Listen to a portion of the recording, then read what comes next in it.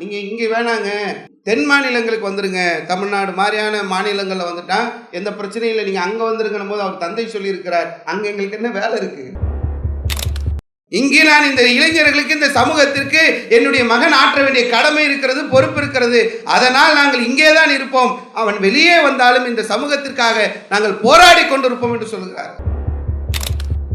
ஜெயிலுக்கு போக வேணாம், சமூகத்தில் என்ன நடக்கிறது என்பதையாவது நம்ம நேரத்தை ஒதுக்கி படிக்கணுமா இல்லையா, தெரிஞ்சுக்கணுமா இல்லையா?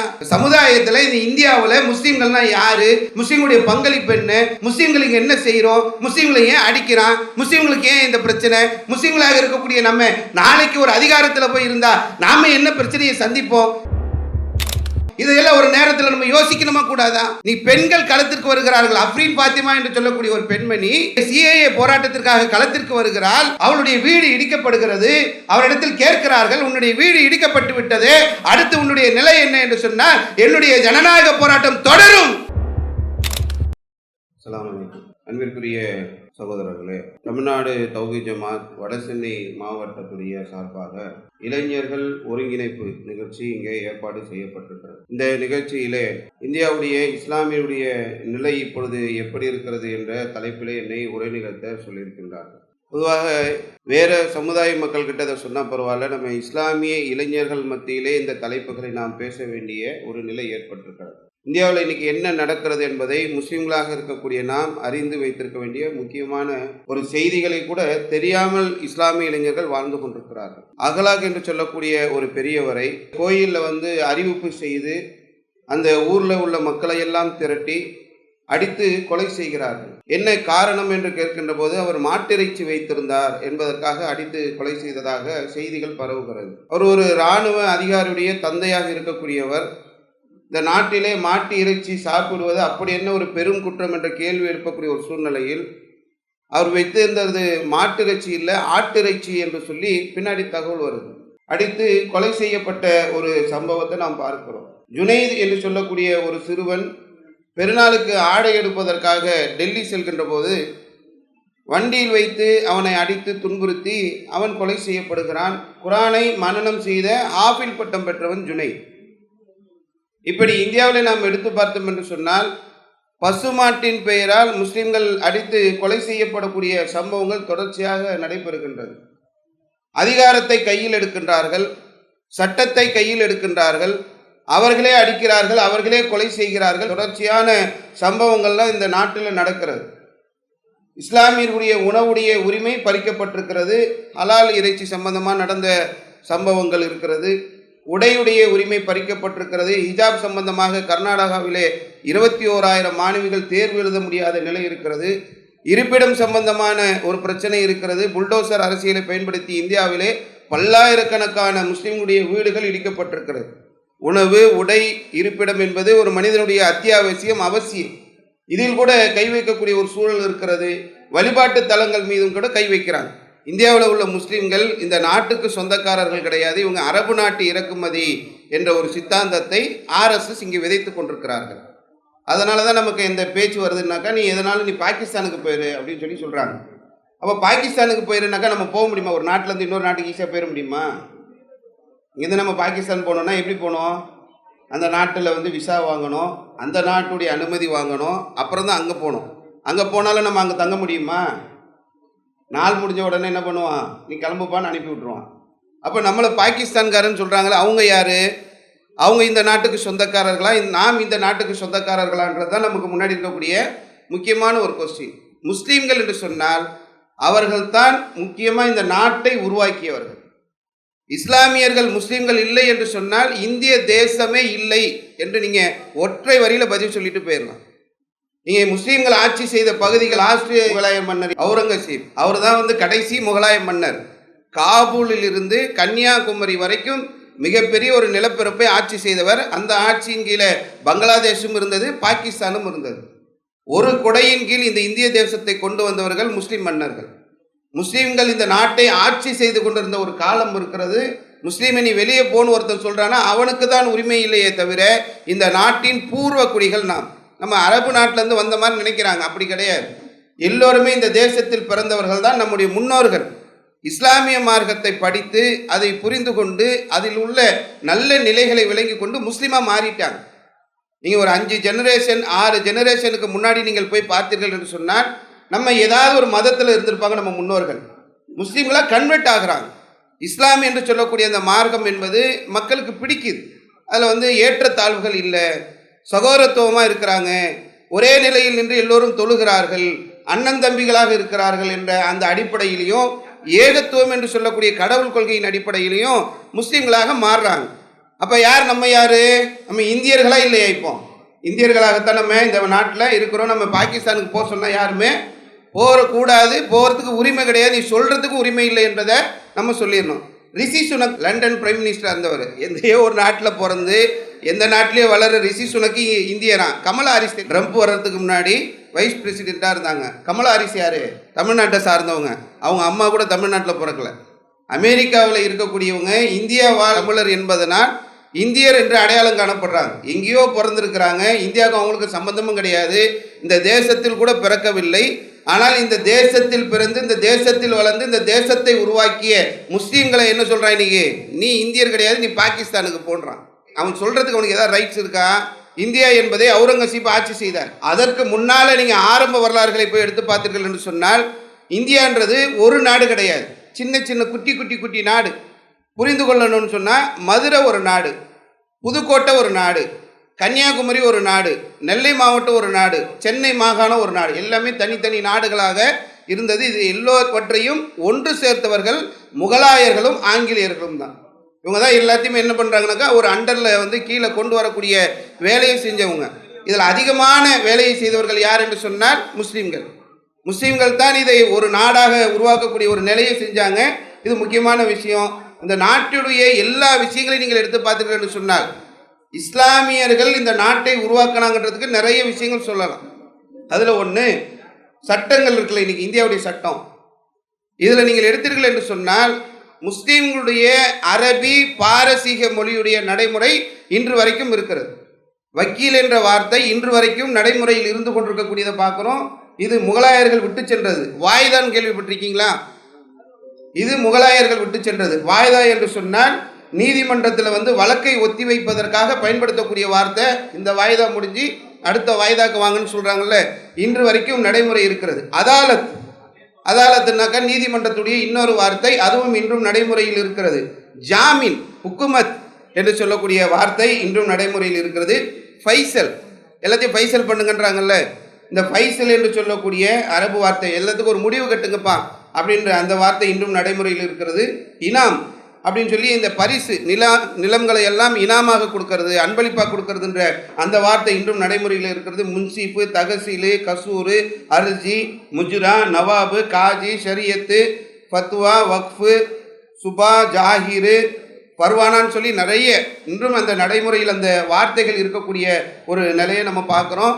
இது இந்தியாவில் நில அளவு முறை, சட்டத்திட்டங்கள் எல்லாவற்றையும் உருவாக்கி தந்தவர்கள் முஸ்லீம்கள். இந்தியாவில் நமக்கு என்ன பங்குன்றதை நம்ம முதல்ல புரியணும். வீர் சாவர்கர் அப்படின்றவங்க ஆர்எஸ்எஸ் உருவாக்கின ஆளில் முக்கியமான ஒரு ஆள். அவர் ஒரு புத்தகம் எழுதுகிறார், எரிமலை என்று சொல்லக்கூடிய ஒரு புத்தகம். புத்தகத்துடைய பேர். அதில் இந்த சுதந்திர போராட்டம் சம்பந்தமாக எழுதுகிறார். யார் இன்று நம்மை இந்தியாவிலிருந்து நம்மளை அந்நியப்படுத்த வேண்டும் என்று நினைக்கிறார்களோ அந்த சித்தாந்தத்தை உருவாக்கியவரே வீர் சவார்கர் தான். அவர் எழுதும்போது தன்னுடைய புத்தகத்தில் சொல்கின்றார், நீங்கள் அந்த எரிமலை என்ற புத்தகத்தை எடுத்து படித்தீர்கள் என்று சொன்னால் இந்தியாவுடைய விடுதலைக்காக ஏராளமான முஸ்லிம்கள் போராடி இருக்கிறார்கள், பாடுபட்டிருக்கிறார்கள். பக்கீர்கள் வேடம் அணிந்து தெரு தெருவாக வீதி வீதியாக போய் சுதந்திர வேட்கையை பிரச்சாரம் செய்தவர்களே முஸ்லீம்கள் தான் என்று ஆர்எஸ்எஸ் உருவாக்கின அவர் சொல்கிறாரு. இந்தியாவில் இந்த சுதந்திர போராட்டத்தில் முஸ்லீம்கள் தான் முக்கியமான பங்கு என்று சொல்லி.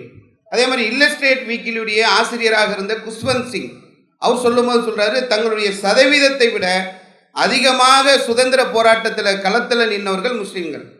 இந்தியாவில் இன்று முஸ்லீம்கள் 20% இருக்கிறோம் என்று சொன்னால் போராட்ட களம் என்று வருகின்ற போது 50%, அதாவது 20% ஒரு 100 பேர் வராங்கன்னா 20 முஸ்லீம் இருந்தாலே நம்ம பர்சன்டேஜுக்கு நம்முடைய பங்களிப்பை செய்து விட்டோம் என்ற அர்த்தம் வந்துடும். ஆனால் 20 பேர் இல்லாமல் 50 பேர், 60 பேர், 70 பேர் என்று தங்களுடைய பங்களிப்பை எல்லா சுதந்திர போராட்ட களங்களிலும் செய்தவர்கள் முஸ்லீம்கள் என்று சொல்லக்கூடியதை பார்க்குறோம்.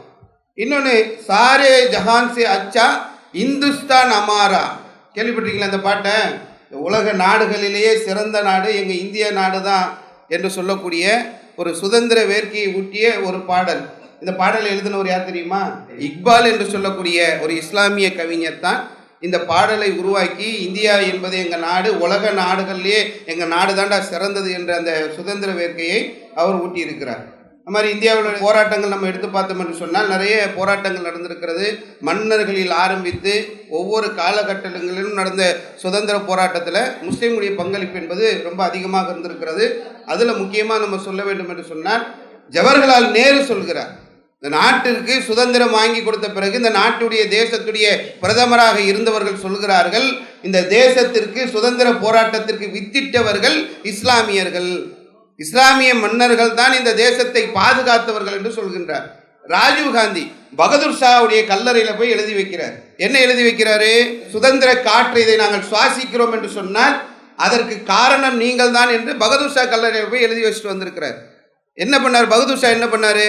பகதூர் ஷா முகலாய மன்னருடைய கடைசி நிலையில் இருந்தவங்க பகதூர் ஷா. அவர்கள் சுதந்திர போராட்டத்திற்காக போராடுகின்ற போது பகதூர் ஷாவுடைய 2 பிள்ளைகளை வெள்ளைக்காரங்க என்ன பண்றாங்கன்னா கொலை செய்து ஒரு தட்டுல தலையை வைத்து கொண்டு எடுத்துட்டு பகதூர் ஷா கிட்ட உனக்கு பரிசு பொருட்களை கொண்டு வந்திருக்கிறோம் என்று சொல்லி கொண்டு வந்து தராங்க. தரும்போது பகதூர் ஷா அழுவாருன்னு பார்க்குறாங்க, அழுவாமல் நிற்கிறார். அப்போ கேட்குறான் வெள்ளைக்காரன், என்னங்க இப்படி உங்கள் பிள்ளைகளை வெட்டி எடுத்துகிட்டு வந்திருக்கிறோம் போது நாங்கள் அழக்கூடியவர்கள் இல்லை என்று சொல்லி பகதூர் ஷா பதில் சொன்னதெல்லாம் வரலாறுகளில் நம்ம பார்க்குறோம்.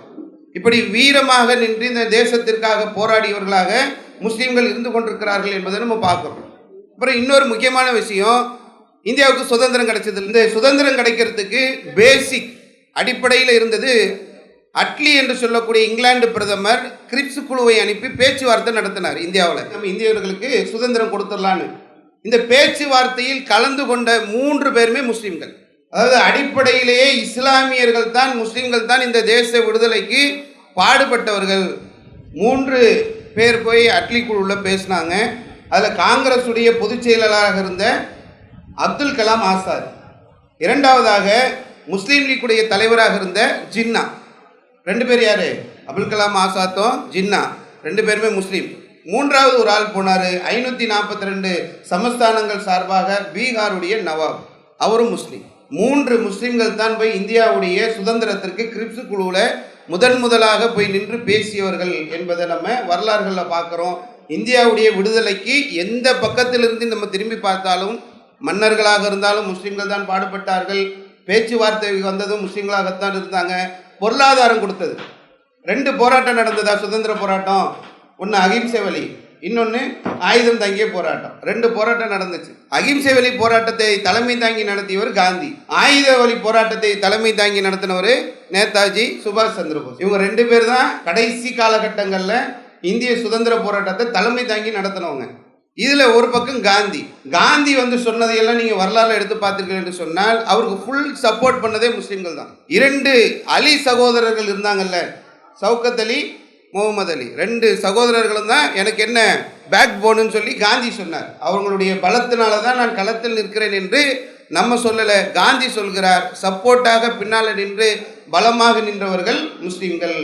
இதை நம்ம புரியணும். அகிம்சை வழி போராட்டத்தை நாம் எடுத்து பார்த்தால் கூட முஸ்லீம்கள் தான் இருக்கிறாங்க. சரி, காந்தி ஒரு போராட்டம் பண்ணுறாருல, அப்போ சுதந்திர போராட்டம் என்று சொன்னால் அதற்கு செலவாகும். காந்தி யார்கிட்ட போய் பொருளாதாரம் வாங்கினார்? முஸ்லீம்கள் கிட்ட தான் வாங்கினார். வாங்கிட்டு அவர் சொல்லவும் செய்தார். வராரு காங்கிரஸில் அவர் வசூல் பண்ண போகும்போது காஜா மியான் சாஹிப், திருச்சியில் ஜமால் முகமது கல்லூரியை ஆரம்பித்து வைத்த நிறுவனர் காஜா மியான் சாஹிப், அவங்க என்ன பண்ணுறாங்க, காந்தி வரும்போது இந்த மாதிரி எங்களுக்கு போராட்டத்துக்கு பணம் வேணும்னு சொல்லி கேட்கும்போது, காந்தி கேட்கும்போது ஒரு செக் ஒன்று கையில் கொடுக்குறாரு. காந்தி செக்கை வாங்கி பார்க்குறாரு, செக்கில் எந்த அமௌண்ட்டுமே இல்லை. அமௌண்ட் எதுவுமே இல்லையே, என்ன செய்யறதுன்னு கேட்கும்போது காஜா மியான் சாஹிப் சொல்லியிருக்கிறாரு, எவ்வளோ வேணுமோ நீங்களே எழுதிக்கிங்க, 100, 200, 1000, 10,000 என்ன வேணுமோ நீங்கள் எழுதிக்கிங்க. அந்த காலத்தில், இப்போ இல்லை. நாங்களாம் வேலைக்கு போகும்போது 100 ரூபாய் பெருந்தொகையாக இருந்தது, இன்றைக்கி 100 ரூபாய் அற்ப காசாக மாறிடுச்சு. அப்போ அந்த காலத்தில் நாம் போய் பார்த்தோம் என்று சொன்னால் 2 லட்சம் ரூபாய் காந்தியே எழுதியிருக்கிறார். இந்த பணத்தை டாட்டா பிர்லா கூட எனக்கு தரலன்னு சொல்லி காந்தி சொல்லியிருக்கிறார். இந்துக்களில் இன்னைக்கு சமுதாய மக்களில் பெரும் செல்வந்தராக இருந்தவர் டாட்டா பிர்லா. இன்று வரைக்கும் டாடா கம்பெனியுடைய அந்த கம்பெனியுடைய வளர்ச்சியை இந்தியாவுடைய பட்ஜெட்டை தீர்மானிக்கக்கூடிய அளவிற்கு அவர்களுக்கு வருமானம் இருக்கிறது. இன்றைக்கு கூட அவ்வளவு வளர்ச்சி பெற்ற டாடா பிர்லா வாழக்கூடிய காலத்தில் காந்தி சொல்கிறார், டாடா பிர்லா கூட இந்த தொகை எனக்கு தரவில்லை, நீங்கள் தந்திருக்கிறீர்கள் என்று சொல்லக்கூடிய ஒரு நிலையை பார்க்கிறோம். அதே மாதிரி உமர் சுபஹானி என்று சொல்லக்கூடிய ஒரு பஞ்சு ஆலை நடத்திய ஒருவர் 1 கோடி ரூபாய் கொடுத்துருக்கிறார். 1 கோடி ரூபாய் அந்த காலத்தில், இன்னைக்கு நம்ம கையில் 1 கோடி ரூபாய் இருந்துச்சுன்னா அதுக்கு பல 100 கோடி ரூபாய்க்கு சமம். அந்த காலத்தில் ரொம்ப கஷ்டமான ஒரு சூழ்நிலையில் இந்த சமுதாயம் வெற்றி பெற வேண்டும், இந்த சமுதாயம் சுதந்திரம் அடைய வேண்டும் என்பதற்காக இந்த தேசத்திற்காக வாரி வாரி கொடுத்தவர்கள் முஸ்லீம்கள். காந்தியுடைய எல்லா போராட்டத்தையும் நீங்கள் எடுத்து பார்த்தீர்கள் என்று சொன்னால், அவர் கள்ளுக்கடை மறியல் நடத்திட்டோம், ஒத்துழையாமை இயக்கம் நடத்திட்டோம், அதற்காக வழக்கு வாங்கியவர்கள், கைது செய்யப்பட்டவர்கள், சிறை சென்றவர்கள் எல்லாருடைய பட்டியலை நீங்கள் எடுத்து பார்த்தாலும் முஸ்லீம்கள் அதிகமாக இருப்பார். அதனால தான் குஷ்வந்த் சிங் இல்லஸ்ட்ரேட் வீக்கிலுடைய ஆசிரியர் சொல்றாரு, சதவிகிதத்தை விட முஸ்லீம்கள் அதிகமாக இந்த நாட்டிற்காக உழைத்திருக்கிறார்கள் என்று. ஆனால் இன்னைக்கு நமக்கு சமுதாயத்தில் என்ன நடக்குதுன்னே தெரியாமல் இருக்கிறோன்றது ரொம்ப பெரிய கவலையாக இருக்குது. அதே மாதிரி ரெண்டாவது ஆயுதம் தாங்கிய போராட்டம் நடத்தினது சுபாஷ் சந்திர போஸ் நடத்தினாங்கல்ல, இதற்கும் பொருளாதாரம் கொடுத்து அது அவருக்கு பக்கபலமாக இருந்தவர்கள் முஸ்லீம்கள் தான். அவர் 5 தளபதிகளை வைத்திருந்தார், 5 பேர் முஸ்லீம்கள். முன்னாடி நின்ற தளபதியாக இருந்தவர் ஷாநவாஸ் கான், அவரும் முஸ்லீம். படையை வலுப்படுத்தினதும் முஸ்லீம்கள் தான், பொருளாதாரம் கொடுத்ததும் முஸ்லீம்கள் தான். பெரிய அளவுக்கு ஒரு இராணுவத்தை அமைக்கிறார். இந்த இந்தியாவில் இருந்த வெள்ளையர்களுக்கு எதிரான ஒரு இராணுவம். அந்த காலத்தில் பீரங்கியை எதிர்த்து போராட வேண்டிய சூழ்நிலையில் இந்தியாவுக்கு இராணுவம் அமைப்பதற்காக நேதாஜி சுபாஷ் சந்திர போஸ் எல்லா இடங்களுக்கும் சென்று பொருளாதாரம் திரட்டினார். அதிகமாக வாரி கொடுத்தவர்கள் முஸ்லீம்கள். வள்ளல் அபிப் என்று சொல்லக்கூடியவர்கள் மட்டும் 1 கோடி ரூபாய் கொடுத்துருக்குறாங்க. அதே மாதிரி சென்னையில் 7 Hills பகுதி 7 கிணறு, அங்கே அமீர் அம்சா என்று சொல்லி சமீபத்தில் இறந்து போனவர், அவருடைய பேட்டியெல்லாம் கூட நியூஸ் 7ல் தொகுத்து போட்டிருந்தாங்க. ஒரு 5-6 வருஷத்துக்கு முன்னாடி தான் அவருடைய அந்த பேட்டி வந்துருந்துச்சு நியூஸ் 7ல். அவர் சுதந்திர போராட்ட நேரங்களில் களத்தில் இருந்தவர், பெரிய வைர வியாபாரி. சுபாஷ் சந்திர போஸுடைய அந்த மாலையை ஒன்றை லட்சக்கணக்கான ரூபாய்கள் கொடுத்து ஏலம் எடுக்கிறார். வாடி போகக்கூடிய மாலையை ஏலம் எடுத்து அவருக்கு பொருளாதார உதவி செய்து அவரோடு பக்கபலமாக இருந்து பிரச்சார களத்தில் இருந்தவர் அமீர் அம்சா, பெரிய வைர வியாபாரி. நியூஸ் 7க்கு 5 ஆண்டுகளுக்கு முன்னாடி பேட்டி கொடுக்கும்போது அவருடைய நிலைமை என்ன தெரியுமா? தன்னுடைய பேர பிள்ளைகளுக்கு ஃபீஸ் கட்ட முடியாமல் இருந்தாங்க. தேசத்திற்காக வாரி வாரி கொடுத்து விட்டு கடைசி அவருடைய நிலையை நாம் எடுத்து பார்த்தோம் என்று சொன்னால் மிகப்பெரிய ஒரு ஏழ்மையான நிலையில் அவர்கள் மரணித்த ஒரு நிலையை நம்ம பார்க்குறோம். இந்த மாதிரி எந்த பக்கம் நீங்கள் திரும்பினாலும் முஸ்லீம்கள் இல்லாமல் இந்தியாவுடைய சுதந்திர வரலாறு கிடையாது. அதே போல் இந்த கப்பல் ஓட்டினார்ல வாவு சிதம்பரம் பிள்ளை, கப்பல் ஓட்டக்கூடிய வேலையை அவர் செஞ்சதுனால இன்னைக்கு அவர் வரலாற்றில் மிகச் சிறப்பாக பேசப்படுகிறார். ஆனால் அவர் அந்த சுதேசி கம்பெனி ஆரம்பிக்கின்ற போது அதனுடைய பொதுச் செயலாளராக இருந்தவர் யார் தெரியுமா? எல்லாரும் சேர்ந்து இந்த தேசத்துக்காக ஈஸ்ட் இந்தியா கம்பெனிக்கு எதிராக நம்ம ஒரு நிறுவனம் ஆரம்பிக்கப்பட்ட சுதேசி நிறுவனத்துடைய பொதுச் செயலாளராக இருந்தவர் ஒரு முஸ்லீம், பக்கீர் முகமது என்று சொல்லக்கூடியவங்க தான் அதனுடைய பொதுச் செயலாளராக இருக்கிறாங்க. அதில் ஒரு போஸ்டில் இருந்தவர் தான் வாவு சிதம்பரம் பிள்ளை. அவர் மக்களால் அறியப்பட்டவர், மக்களுக்கு நல்ல பிரச்சாரம் பண்ணதுனால அவர் பேர் வெளியே தெரிகிறதே தவிர அந்த கப்பலுக்கு காரணமாக இருந்தவருடைய பேர் மறைக்கப்பட்டிருக்கிறது. இந்த நேரத்தில் இந்த கப்பல் வாங்கிறதுக்காக வசூல் பண்ண ஆரம்பித்தாங்க. பாரதியார் ஒரு பத்திரிகை ஒன்று நடத்தி கொண்டிருந்தார். அந்த பத்திரிகையில் ஒரு அறிவிப்பு செய்கிறார். இந்தியான்னு சொல்லக்கூடிய அந்த பத்திரிகையில் இது மாதிரி நம்ம கப்பல் வாங்கணும், அதுக்கு உதவி செய்யுங்கள் என்று கேட்கின்ற போது உதவி செய்தாங்க. எவ்வளோ தெரியுமா மொத்தமாக வசூலாச்சு? அப்போல்லாம் 1/4 அணா, 1/2 அணா, 1 அணா, 2 அணா, 5 பைசா, 10 பைசா, இப்படி ஒவ்வொருத்தர்கிட்டையும் வசூல் பண்ணியிருக்கிறாங்க. மொத்தம் சேர்த்து 715 ரூபாய் 13 அணா. இந்தியா முழுக்க அவங்களால் வசூல் செய்த தொகை, ஒரு ஈஸ்ட் இந்தியா கம்பெனிக்கு எதிராக திரட்டின தொகை 715 ரூபாய்.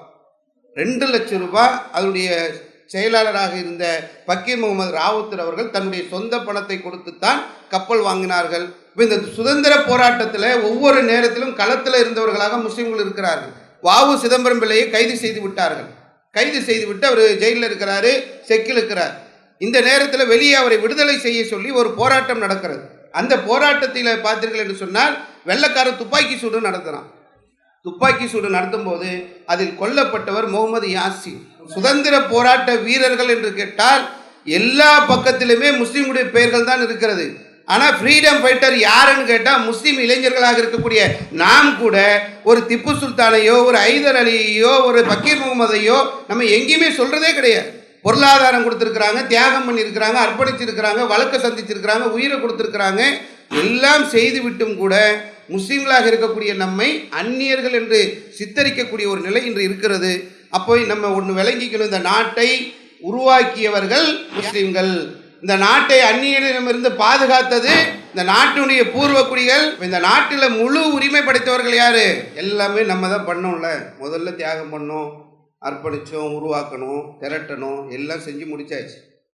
எல்லாத்துக்கும் சொந்தக்காரங்க நம்ம தான் இருக்கும்போது இந்தியாவில் இன்றைக்கி முஸ்லீம்களுடைய நிலை எப்படி இருக்குது என்பதை நாம் எடுத்து பார்த்தோம் என்று சொன்னால், தேசத்தில் முஸ்லீம்களுடைய நிலை ரொம்ப அதல பாதாளத்தில் இருக்குது. எல்லா உரிமைகளையும், முஸ்லீம்களுடைய உரிமைகளை எல்லாம் பறிக்கக்கூடிய ஒரு வேலையை ஆளக்கூடிய அரசு இன்னைக்கு செய்து கொண்டிருக்கிறது. அதில் முக்கியமாக சொல்ல வேண்டும் என்று சொன்னால், உணவு, உடை, இருப்பிடம், 3 விஷயத்திலுமே கையில் வச்சிருக்கிறாங்க. எல்லாமே இன்றைக்கி மாட்டிறைச்சி என்பது உணவுடைய உரிமை. நம்ம முஸ்லீம்களாக இருக்கக்கூடியவர்கள் மட்டுமில்லை, இந்தியாவில் பெரும்பாலான மக்கள் மாட்டிறைச்சி சாப்பிடுகிறார்கள். ஆனால் அதை காரணம் காட்டி முஸ்லீம்களை கொலை செய்து கொண்டிருக்கிறார்கள். உடை என்று எடுத்தோம் என்று சொன்னால், இஸ்லாமிய பெண்கள் ஹிஜாப் அணிகிறாங்க. ஹிஜாப் அணிஞ்சு ஸ்கூலுக்கு வராங்களா, ஸ்கார்ப் போடுறாங்கல்ல. இது என்ன சொல்லி ஸ்கார்ப்பு போடக்கூடாதுன்னு சொல்லி சொல்கிறாங்க?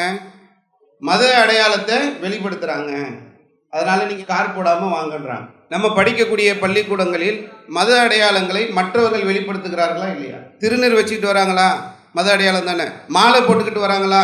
மத அடையாளம். சிலுவை போட்டுக்கிட்டு வராங்களா? இது என்ன? மத அடையாளம். தாலி கட்டிக்கிட்டு வராங்களா?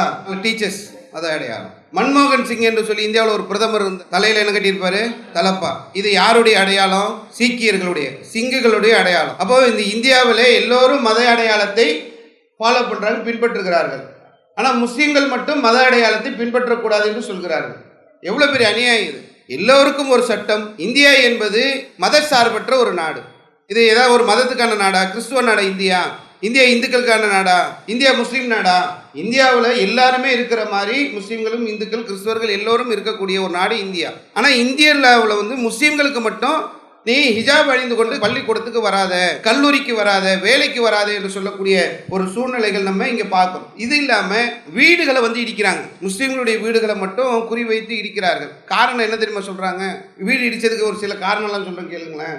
அஃப்ரீன் ஃபாத்திமான்ற ஒரு பொண்ணு சிஏஏ என்ற ஒரு போராட்டத்துக்காக களத்துக்கு வராங்க. இந்தியாவில் முஸ்லீம்கள் மிகப்பெரிய அளவில் ஒரு போராட்டம் செய்த ஒரு நிகழ்வு என்று சொன்னால், இந்திய பாராளுமன்றத்தில் சிஏஏ குறித்து இயற்றப்பட்ட சட்டத்தின் காரணமாக. என்ன சட்டம் என்று சொன்னால், ஆப்கானிஸ்தான், பாகிஸ்தான், பங்களாதேஷ் போன்ற நாடுகளிலிருந்து வெளியேறக்கூடியவர்களில் இந்துக்களோ, கிறிஸ்துவர்களோ, சீக்கியர்களோ, பௌத்தர்களோ, சமணர்களோ இருந்தால் இந்த தேசத்திற்குள்ளே நாங்கள் அனுமதி தருவோம், யார் முஸ்லீம்களாக இருக்கிறார்களோ அவர்களுக்கு நாங்கள் அனுமதி தரமாட்டோம் என்று சொல்லி ஒரு மதசார்பற்ற நாட்டில் ஒரு சட்டத்தை அரங்கேற்றினார்கள். அந்த சட்டத்துக்கு பேர் தான் என்ன? சிஏஏ, சிட்டிசன்ஷிப் அமெண்ட்மெண்ட் ஆக்ட் என்று சொல்லக்கூடிய இந்தியாவுடைய குடியுரிமை சம்பந்தமான ஒரு சட்டம். இதுக்கு பின்னால் என்பிஆர்னு ஒன்று இருக்குது, இதுக்கு பின்னால் என்ஆர்சின்னு ஒன்று இருக்குது. இந்த என்பிஆரும் என்ஆர்சியும் இஸ்லாமியருடைய குடியுரிமை பறிக்கக்கூடியது என்று பல ஆண்டுகளாக இந்த சமூகத்தில் நம்ம பிரச்சாரம் செஞ்சிட்டு இருக்கிறோம். நமக்கு சிஏஏனா என்னன்னே தெரியல. இந்தியர்களுடைய குடியுரிமையை பறிப்பதற்கான திட்டம் வகுத்து, அதற்காக சட்டம் வகுத்து அவர்கள் பயணம் செய்து கொண்டிருக்கிறார்கள். நமக்கு சிஏஏனா என்னன்னே தெரியலன்னா, நம்ம என்பிஆரை பற்றி, என்ஆர்சியை பற்றி நமக்கு எப்போ தெரியும்? இந்த சமூகத்தில் நமக்கு என்ன நடக்கிறது என்பதை கூட அறியாமல் வாழக்கூடியவர்களாக இன்றைக்கி ஒரு இஸ்லாமிய இளைஞர்கள் இருக்கிறார்கள். நீங்கள் படிங்க, நல்ல அதிகாரத்துக்கு வாங்க, நல்ல ஒரு நிலைக்கு வாங்க, இந்த சமுதாயத்திற்கு தேவையான ஒரு சின்ன கடமையாவது நிறைவேற்றுங்க. உமர் காலித் சிஏஏ நேரத்தில் கைது செய்யப்பட்ட மாணவருடைய அமைப்புடைய தலைவர், JNU ஜவஹர்லால் நேரு யூனிவர்சிட்டி டெல்லியில், அதனுடைய மாணவராக இருந்து அங்கே மாணவர்களுடைய தலைவராக மாறி பிரச்சாரம் செய்து, இப்போ நம்ம சொல்கிறோம்ல, இந்த நாட்டில், இந்த தேசத்தில் நடக்கிற அநியாயத்தை எல்லாம் அந்த மாணவர்களிடத்தில் சொன்ன ஒரே காரணத்திற்காக கைது செய்யப்பட்டு 5 ஆண்டுகளாக இதுவரைக்கும் சிறையில் இருக்கிறார். இதுவரைக்கும் அவருக்கு ஜாமீன் கூட கிடைக்கல. 5 ஆண்டுகளாக என்ன குற்றம் செய்தார் என்று கூட இதுவரைக்கும் விசாரிக்கப்படாமல் 5 ஆண்டுகளாக சிறைச்சாலையில் இருக்கிறார். இவருக்கு பிரகாஷ்ராஜ் குரல் கொடுக்குறார்.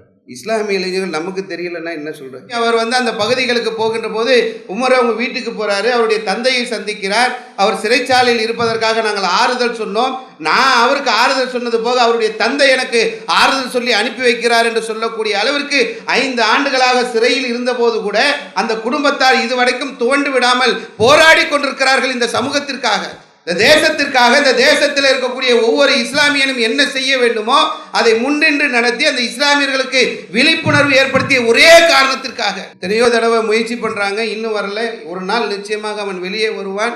வெளியே வந்து மீண்டும் இந்த சமூகத்திற்கு குரல் கொடுப்பான் என்று அவருடைய தந்தை சொல்லி கொண்டிருக்கிறார். பிரகாஷ்ராஜ் சொன்னாரா, நீங்க இங்க வேணாங்க, தென் மாநிலங்களுக்கு வந்துருங்க, தமிழ்நாடு மாதிரியான மாநிலங்களில் வந்துட்டா எந்த பிரச்சனையும் இல்லை, நீங்க அங்க வந்துருங்க போது அவர் தந்தை சொல்லி இருக்கிறார். அங்க எங்களுக்கு என்ன வேலை இருக்கு? இங்கே நான் இந்த இளைஞர்களுக்கு இந்த சமூகத்திற்கு என்னுடைய மகன் ஆற்ற வேண்டிய கடமை இருக்கிறது, பொறுப்பு இருக்கிறது. அதனால் நாங்கள் இங்கே தான் இருப்போம். அவன் வெளியே வந்தாலும் இந்த சமூகத்திற்காக நாங்கள் போராடி கொண்டிருப்போம் என்று சொல்கிறார். ஜெயிலுக்கு போக வேணாம், சமூகத்தில் என்ன நடக்கிறது என்பதையாவது நம்ம நேரத்தை ஒதுக்கி படிக்கணுமா இல்லையா, தெரிஞ்சுக்கணுமா இல்லையா? சமுதாயத்தில் இந்த இந்தியாவில் முஸ்லீம்கள்னா யாரு, முஸ்லீம்களுடைய பங்களிப்பு என்ன, முஸ்லீம்களுக்கு என்ன செய்கிறோம், முஸ்லீம்களை ஏன் அடிக்கிறான், முஸ்லீம்களுக்கு ஏன் இந்த பிரச்சனை, முஸ்லீம்களாக இருக்கக்கூடிய நம்ம நாளைக்கு ஒரு அதிகாரத்தில் போய் இருந்தா நாம என்ன பிரச்சனையை சந்திப்போம், இதையெல்லாம் ஒரு நேரத்தில் நம்ம யோசிக்கணுமா கூடாதா? இப்போ எல்லா விஷயத்திலும் இன்று கை வைத்து நசுக்கி கொண்டிருக்கிறார்கள். முக்கியமாக சொல்ல வேண்டும் என்று சொன்னால் வழிபாட்டு உரிமையில் கை வைக்கிறாங்க. பாபர் மசூதி இடிக்கிறாங்க, அதுக்கப்புறம் கேன்வாபிக்கு வராங்க, அதுக்கப்புறம் சாகி இதுகா மஸ்ஜிதுக்கு வராங்க. இந்த மாதிரி நாங்கள் 36,000 பள்ளிகளை குறிவைத்திருக்கிறோம் என்று சொல்லி அந்த பக்கம் திட்டம் தீட்டி வளர்ந்து கொண்டே இருக்கிறார்கள். என்ன நடக்குது என்பது தெரியாமல் நம்ம வளர்ந்து கொண்டே இருக்கிறோம். தேசத்தில் இவ்வளவு கஷ்டம், இவ்வளவு துன்பம், இவ்வளவு பிரச்சனை எல்லாமே இருக்குங்க. நம்ம என்ன செய்யறது?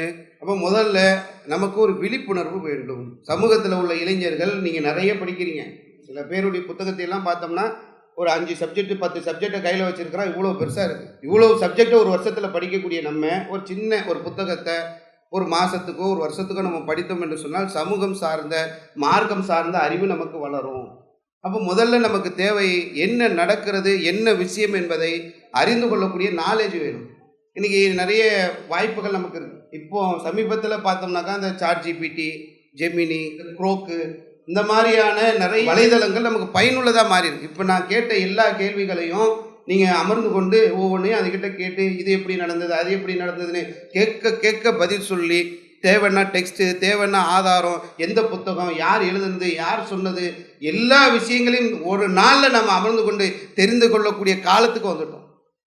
இதையெல்லாம் நம்ம ஒரு 4 வருஷத்துக்கு முன்னால் இந்த விஷயங்களை எல்லாம் நம்ம தெரிந்து கொள்ள வேண்டும் என்று சொன்னால் ஒவ்வொன்றுக்கும் ஒவ்வொரு புத்தகத்தை வாங்கணும். ஒவ்வொருத்தருடைய அந்த விஷயங்களை நம்ம போய் தேடணும், படிக்கணும். ரொம்ப சிரமமான நிலைகள்லாம் இருந்தது.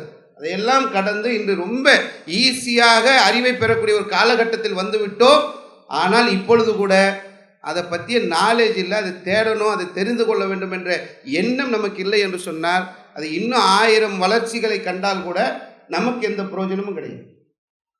அப்போ இஸ்லாமிய இளைஞர்களாக இருக்கக்கூடிய நம்ம நாட்டு நடப்புகளையும் நம்முடைய நிலையையும் ஒவ்வொரு நேரத்திலும் நம்ம அப்டேட் பண்ணணும். இது ஃபஸ்ட்டு விஷயம். அடுத்தது நாம் செய்ய வேண்டிய மனிதநேய பணிகள். அல்லாஹ்வுடைய மகத்தான கிருபையிலே இன்னைக்கு தமிழ்நாடு தௌஹீத் ஜமாத் சார்பாக தொடர்ச்சி அதை தான் செய்கிறோம். உங்கள் வயசில் உள்ள பிள்ளைகளை எல்லாம் டிஷர்ட் போட்டு நிற்க வச்சுருக்கிறோம், பார்க்குறீங்க. நீங்களும் இங்கே இருக்கக்கூடிய ஒரு சிலர் வாலண்டியர்ஸாக ஒர்க் பண்ணியிருப்பீங்க. நம்ம செய்ய வேண்டியது என்னவென்று சொன்னால், கடந்த காலங்கள் அதுதான் நடந்துச்சு. இன்றைக்கி படம் எடுக்கிறான், சினிமா படம் எப்படி எடுக்கிறான்னா முஸ்லீம்களை தீவிரவாதிகளாக பயங்கரவாதிகளாக சித்தரித்து படம் எடுக்கிறான். இவர் சமீபத்தில் வந்த படம்லாம் நீங்கள் எடுத்தீர்கள் என்று சொன்னால், ஹைதராபாத் நிஜாமை பெரிய கொடுங்கோலனாக்கி மதம் மாறவில்லை என்பதற்காக கொலை செய்த மாதிரியான ஒரு விஷயத்தை எல்லாம் படத்தில் இன்னைக்கு கொண்டு வரான். காந்தியை சுட்ட கோட்சேவை இன்று நல்லவன் மாதிரி மாற்றி படம் எடுக்கிறான். அது மனசில் அப்படியே போய் அமரும், மக்கள் மைண்ட் அதை மாற்றும். நாளைக்கு முஸ்லீம்கள் என்று சொன்னால் இவங்க தேச விரோதிகள், இவன்லாம் கொடுங்கோலன், இவன் பயங்கரவாதி என்ற நிலைக்கு அவன் வருவான். இப்போ அதையெல்லாம் மாற்றக்கூடிய ஒரு வேலை என்று சொன்னால் நம்ம செய்யக்கூடிய சமூக பணிகள் தான். நம்ம சென்னையில் வெள்ள நிவாரண பணிகளில் ஈடுபட்டோம். அப்போ சொல்லும்போது அந்த மக்கள் சொன்னார்கள், இன்னைக்கு பாபர் மசூதி இடித்தாங்க, அப்போ நாங்கள் கம்முன்னு இருந்தோம், இனி ஒரு மசூதியை கூட நாங்கள் இடிக்க விட மாட்டோம் என்று இந்து மக்கள் சொன்னார்கள். பாய்மார்கள் எங்களுடைய தாய்மார்கள், அவர்கள் தான் எங்களுக்கு உணவு கொடுத்தார்கள், அவர்கள் தான் எங்களுக்கு பால் வாங்கி கொடுத்தாங்க, அவங்க தான் எங்கள் பிள்ளைகளுக்கு மருந்து வாங்கி கொடுத்தார்கள். பாய்மார்கள் என்று சொல்லக்கூடியவர்கள் எங்களுடைய தாய்மார்கள் என்று இந்து சகோதர சகோதரிகள் சொன்னார்கள் என்று சொன்னால் நாம் செய்த சமூக பணிகள். ஒவ்வொருத்தரும் நம்ம இன்னைக்கு அல்லாஹ்வுடைய கிருபையில் இளைஞர்களாக இருக்கிறோம். ஒரு வருஷத்தில் 2 முறை ரத்த தானம் செய்யுங்க. முஸ்லீம்களாக இருக்கக்கூடிய நம்ம இந்த ரத்தம் நம்ம போய் கொடுக்குறோன்னா ஏதோ ரொம்ப இழப்பா பாய் அப்படின்னு நினச்சிடாதீங்க. ரத்தம் கொடுப்பது ரொம்ப ஆரோக்கியமானது. நம்ம கொடுக்கக்கூடிய ரத்தம் 48 ஹவர்ஸில் புது ரத்தமாக நம்முடைய உடலுக்கு மீண்டும் கிடைத்து விடும். அல்லாஹ் ரப்புல் ஆலமீன் அதை ஒரு பெரிய அற்புதமாக வெளியில் எந்த மிஷினாலும் தயாரிக்க முடியாத ஒன்றை நம்ம உடலுக்குள்ளே தயாரிக்கக்கூடிய ஒரு நிலையை அல்லாஹ் ரப்பல் ஆலமீன் ஏற்படுத்தி இருக்கிறான். 3 மாதங்களுக்கு ஒரு முறை ஒரு மனிதன் இரத்த தானம் செய்யலாம். நீங்கள் ஒரு அச்சமாக இருந்தது என்று சொன்னால் ஆண்டுக்கு 2 முறை தொடர்ச்சியாக இரத்த தானம் செய்தீர்கள் என்று சொன்னால் உங்கள் ரத்தம் வந்து ஃப்ரெஷ் ஆகிட்டே இருக்கும். தொடர்ச்சியாக கடந்த 15 ஆண்டுகளாக இரத்த தான சேவையில் தமிழ்நாடு தௌஹீத் ஜமாத் முதலிடம் வகிக்கக்கூடிய அளவிற்கு மக்களுக்கு விழிப்புணர்வை ஏற்படுத்தி தெரு தெருவாக போய் பிரச்சாரம் செய்து மக்களை வந்து நம்ம இரத்த தானம் செய்ய சொல்லி ஆர்வப்படுத்துகிறோம். மருத்துவ முகாம் நடத்துறது, ஏழைகளுக்கு உதவி செய்கிறது, கல்வி உதவி முகாம்கள் நடத்துறது, உங்களை மாதிரியான மாணவர்களை அடுத்த லெவலுக்கு என்ன படிக்கலாம், எங்கே படிக்கலாம், தேர்வில் ஜெயிக்கிறது எப்படின்றதெல்லாம் நாங்கள் நடத்திட்டு இருக்கிறோம்.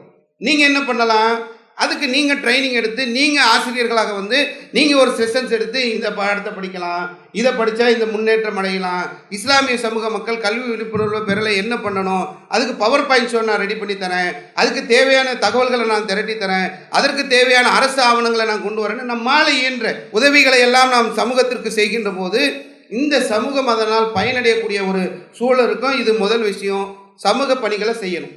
அடுத்தது அடிக்கிறான், உதைக்கிறான், குத்துறான், கொலை பண்ணுறான், உயிரோட மக்களை கொளுத்துறான், கலவரம் பண்ணுறான், இதுக்கு என்ன செய்யலாம்? அவனை மாதிரி அடிப்போம், அவனை மாதிரி வெட்டுவோம், அப்படி போகலாமா?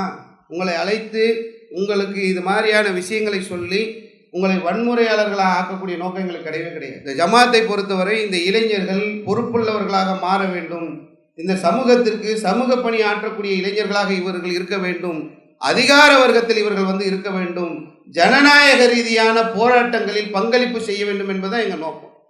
வன்முறை எந்த காலத்திலும் தீர்வாகவே ஆகாது. பொதுவாக என்ன பண்ணுவாங்கனாக்கா, சில நேரங்களில் மக்களுக்கு இந்த மாதிரியான உணர்ச்சிகளை தூண்டி வன்முறையின்பால் மக்களை அழைத்து சென்று விடுவார்கள். இன்னும் வளர்ந்த பிறகு நீங்கள் இன்னும் இளைஞராக இருக்கக்கூடிய நிலையிலேயே கூட உங்களிடத்தில் இது போன்ற இந்தியாவில் இஸ்லாமியர்களுடைய நிலை ரொம்ப கவலைக்கிடமாக இருக்கிறது, ரொம்ப வேதனையாக இருக்கிறது, ரொம்ப துன்பகரமாக இருக்கிறது, கண் முன்னால் பெண்களை கற்பழிக்கிறார்கள், சீரழிக்கிறார்கள், கொலை செய்கிறார்கள் என்று அப்படியே பேசி உங்களை வன்முறையின்பால் அழைத்தால் கூட நீங்கள் அதற்கு சம்மதிக்க கூடாது.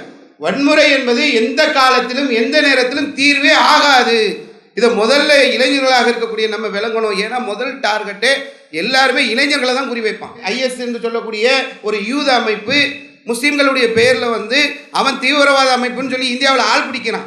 அப்படி பிடிக்கக்கூடிய இளைஞர்கள் எல்லாம் இனி எண்ணெயை கைது செய்து அவர்களை சிறைக்கு கொண்டு செல்கிறார்கள். வன்முறை என்பது எந்த காலத்திலும் தீர்வே ஆகாது. இதை உங்கள் உள்ளத்தில் ஆழமாக வச்சுக்கிங்க. எப்போவுமே வன்முறையை தேர்ந்தெடுக்கவே கூடாது.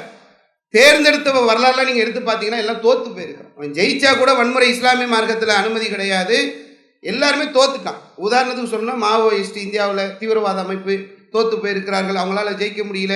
விடுதலை புலிகள் என்பவர்கள் தீவிரவாத அமைப்பு, அவர்களால் ஜெயிக்க முடியல. நம்ம வாழக்கூடிய தமிழகத்தில் நாம் எடுத்து பார்த்தோம் என்று சொன்னால் முஸ்லீம்கள் பேரில் ஒரு தீவிரவாத அமைப்பு கோயம்புத்தூரில் ஆரம்பிக்கப்பட்டது, அவங்க ஜெயிக்கலை. இப்படி வரலாறுகளை நம்ம எடுத்து பார்த்தோம் என்று சொன்னால் தீவிரவாதத்தை கையில் எடுத்தவர்கள்லாம் தோற்று போயிருக்கிறார்கள். அதிகாரத்தை கையில் எடுக்கும். நம்ம என்ன செய்ய வேண்டும் என்பதில் அடுத்த முக்கியமான விஷயம் கல்வியில் கவனம் செலுத்துது. ஏற்கனவே படிக்க தான் செய்கிறோம், ஆரம்ப காலம் மாதிரிலாம் கிடையாது. ராஜேந்திர சச்சார் சொல்லக்கூடிய காலத்தில் அப்போ வந்து முஸ்லீம்கள் வந்து இருந்த நிலையெல்லாம் மாறி இன்று இஸ்லாமியர்கள் படிக்கிறார்கள். வட மாநிலங்களில் உள்ள முஸ்லீம்கள் கூட இன்று கல்வியில் முன்னேறி கொண்டிருக்கிறார்கள் என்ற ஒரு மகிழ்ச்சிகரமான செய்தி இருக்குது. இந்த கல்வி என்பது ரொம்ப ஒரு முக்கியமான ஒன்று. ஸ்கூலுக்கு போகும்போது ரொம்ப ஆர்வமாக போகணும். ஏதோ ஒரு எரிச்சலாக என்னடா இது இப்படி அனுப்புகிறாங்களே பெற்றோர்கள், இப்படி இருக்கிறோம் என்ற நிலை இல்லாமல் ஒரு அதிகாரத்தில் நாம் போய் அமர வேண்டும். இந்த சமூகத்திற்கு ஒரு பயனுள்ள நிலையை போய் நாம் சந்திக்க வேண்டும் என்று கல்வியிலே ஆர்வம் செலுத்தக்கூடியவர்களாக இருக்க வேண்டும். கல்வியில் ஆர்வம் வந்துருச்சுன்னு வைங்களேங்க, கல்வி இருந்துச்சுன்னா அந்த நாட்டை எவனுமே அசைக்க முடியாது.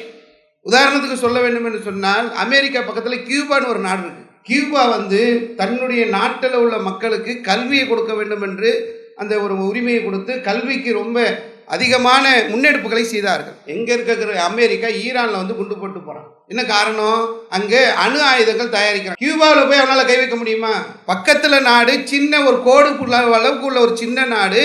அமெரிக்கா வந்து இந்தியா அந்த உலக வரைபடத்தில் அவ்வளோ பெருசாக இருக்கிறான். இன்னைக்கு உலகம் ஃபுல்லாக நாட்டாமல் பண்ணுறான். கியூபாவில் போய் அவனால் கை வைக்க முடியல. காரணம் என்னவென்று சொன்னால் கியூபாவில் உள்ளவர்கள் கல்வியில் முன்னேறி இருக்கிறார்கள். எந்த விஷயமா இருந்தாலும் சரி. கொரோனா வந்தப்போ உலகமே திக்கி திணறி நிற்கிது. கொரோனா எப்படிப்பட்டது, வைரஸ் என்ன பண்ணும், எப்படி பரவும், என்ன பாதிப்பு ஏற்படுத்துன்னு தெரியாத நேரத்தில் கியூபாவில் உள்ள மருத்துவர்கள் அறிவிப்பு செய்தார்கள், எந்த நாட்டிற்கு எங்களுடைய தேவை என்று சொன்னாலும் அலையுங்கள், நாங்கள் வர தயாராக இருக்கிறோம். அவன் அந்த அளவுக்கு கல்வியை கற்றிருக்கிறான், ஆயுதங்களுடைய தயாரிப்பில் முன்னேறிவிட்டான். அவனை எல்லாம் அமெரிக்கா இன்னைக்கு நெருங்கக்கூட முடியாது என்பதற்கான அடிப்படை காரணம் கல்வி தான். உங்களுக்கு புரிஞ்சுக்கிறதுக்காக சொல்கிறேன், 2000 ஆண்டுகளுக்கு முன்னால் இந்தியாவில் இந்துக்களுடைய நிலைமை எப்படி தெரியுமா? 4 வர்ணங்கள் அவங்களுக்கு மத்தியில். தலையில் பிறந்தவன், தோளில் பிறந்தவன், தொடையில் பிறந்தவன், காலில் பிறந்தவன். காலில் பிறந்தவன் என்று சொல்லக்கூடிய சூத்திரன் என்று அவர்களாக சொல்லி வைத்திருந்தவர்களை 2000 ஆண்டுகள் அடிமைப்படுத்தி வைத்திருந்தார்கள். 2000 வருஷம் தோளில் தொண்டு போட்டு ஊருக்குள்ளே நடக்கக்கூடாது. ஒரு தெருவுக்குள்ளே அவன் நுழையும் போது காலில் செருப்பு இருக்கக்கூடாது. 2 பேர் ஒரு இடத்துல போய் தண்ணி குடிக்கிறார்கள் என்று சொன்னால் 2 பேருக்கு வேறு வேறு குவளை. டீ கடையிலேயே அவர்களுக்கென்று தனி குவளை முறைகள் இருந்த வரலாறுகள் தமிழகத்தில் இருக்கிறது. 2000 ஆண்டுகள் அவர்களை அடிமையாக இந்த தேசத்தில் வைத்திருந்தார்கள்.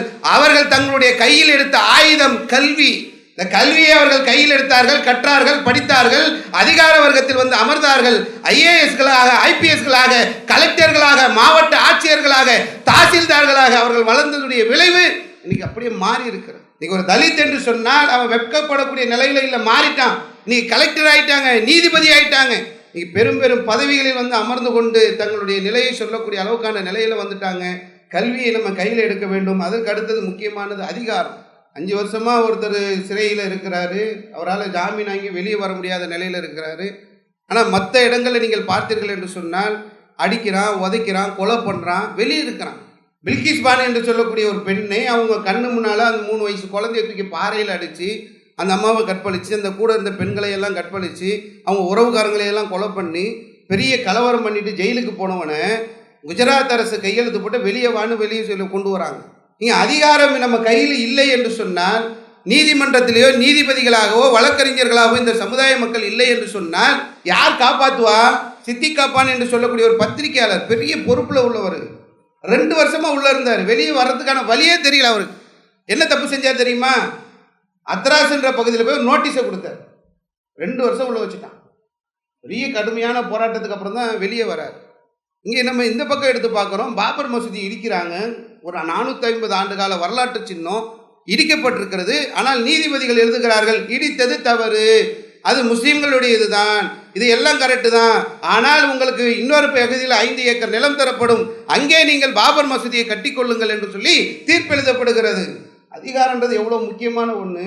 ஒரு ஐஏஎஸ் ஆக, ஒரு ஐபிஎஸ் ஆக, ஒரு நீதிமான்களாக இந்த சமூகத்தில் உள்ள நம்ம யாருமே வர ஆசைப்படலைன்னா இந்த சமூகத்திற்காக எதையாவது செய்ய வேண்டும். எல்லாருமே ஒவ்வொரு இடத்துல போய் சம்பாதிக்க தான் போகிறோம். இதில் யார் நம்ம படித்து பெரிய பட்டதாரியாக போகிறோம், யார் கடை வைக்க போகிறோம், யார் வியாபாரம் பண்ண போகிறோம், யார் ஐடி கம்பெனிக்கு போகிறோம், யார் இன்ஜினியராக போகிறோம், யார் டாக்டராக போகிறோம், யாருக்குமே தெரியாது. ஆனால் ஒரு கோல் இல்லை, ஒரு இலக்கு இல்லை, ஒரு பயணம் இல்லை, இந்த சமூகத்திற்கு உதவ வேண்டும் என்ற சிந்தனை இல்லை என்று சொன்னால், அதாவது தீர்வுன்னு எடுத்துன்னு வைங்களேன். இந்தியாவில் அடிக்கிறாங்க, சரி நான் கனடாக்கோ யூகேக்கோ ஒரு சிட்டிசன்ஷிப் வாங்கி நான் அங்கே போயிடுறேன், நான் தப்பிச்சு போயிடுவேன்றது இல்லை தீர்வு.